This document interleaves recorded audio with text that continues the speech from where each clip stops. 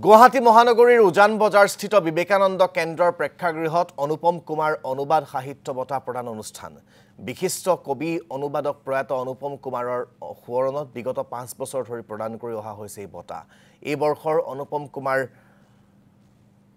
অনুবাদ সাহিত্য বঁটা প্ৰদান কৰা হয় বিশিষ্ট নিবন্ধকাৰ গল্প লেখক তথা নাট সমালোচক Tapan Dutta the legend of Lachit Borphukan শীৰ্ষক অনুদিত গ্ৰন্থৰ বাবে প্ৰদান কৰা হৈছে এই বঁটা অনুষ্ঠানত উপস্থিত থাকে বিশিষ্ট শিক্ষাবিদ গোবিন্দ প্ৰসাদ শৰ্মা সাহিত্যিক বন্দিতা ফুকন কবি তথা গীতিকাৰ কীৰ্তিকমল ভূঞা আৰু দিলীপ কুমাৰ কলিতাৰ লগতে বহু বিশিষ্ট ব্যক্তি 2019 চনত অনুপম কুমাৰে আমাৰ মাজৰ পৰা চিৰ বিদায় ল'লে তেওঁ ইতিমধ্যে এগৰাকী ভাল অনুবাদক গল্পকাৰ কবি এই ধৰণে প্ৰতিষ্ঠিত আৰু তেওঁ এইখিনি দিশত ভালে সংখ্যক কিতাপ পত্ৰ লিখি থৈ গৈছে গতিকে তেওঁৰ স্মৃতি যোগমীয়া কৰিবৰ উদ্দেশ্যে 2020 চনৰ পৰা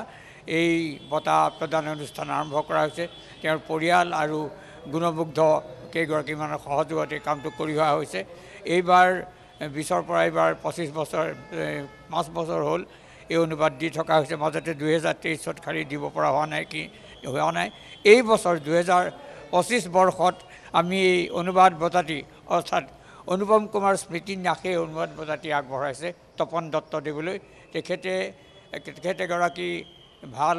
মৌলিক গল্পকাৰ গল্প লিখিছে তেখেতে আৰু তেখেতে পুৰস্কৃত হৈছে অসম সাহিত্য সভাৰ দ্বাৰা এইবাৰ আমি তেখেতে অনুবাদ কৰা লাচিত বৰফুকন নামৰ যিখন গ্ৰন্থ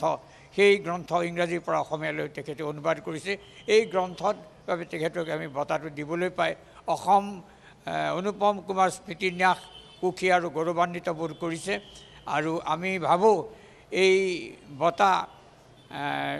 আমাৰ যিহেতু এগৰাকী যোগ্য ব্যক্তিয়ে পাইছে আৰু মই এষাৰ কথা ক'ব খুজিছোঁ মই ভৱিষ্যতবাণী নকৰোঁ এই